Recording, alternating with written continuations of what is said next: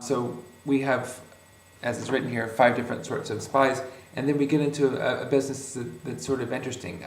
Sun Tzu is talking about how to convert spies, how to sort of make a friend out of your enemies, and how to use the opposite of wars. Instead of hurting and killing, to feed and nourish in order to make a friend of this enemy.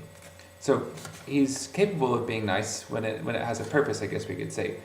As we read here in a second, without humanity and justice, it is impossible to employ spies. There's a question on the discussion board about what this means, and this is sort of given a few people some questions.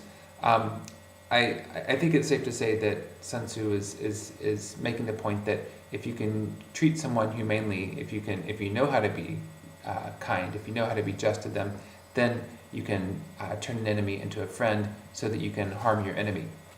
So that's not quite what we're getting at in this class, but it is at least an idea of sort of creating a friend out of a former enemy.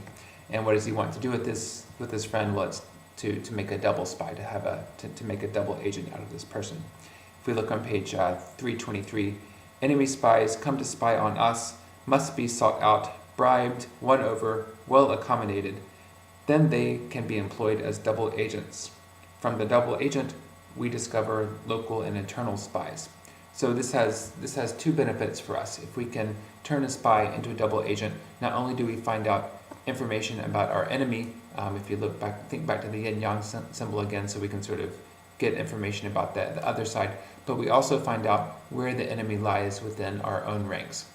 A spy works with other spies, and if we take an enemy spy and make a friend of him, he can say, well, yes, this person and this person and this person were all giving me information, and so now we know what to do with this. We can either kill them directly, or we can use these our own spies, the people who are within our ranks, to give false information.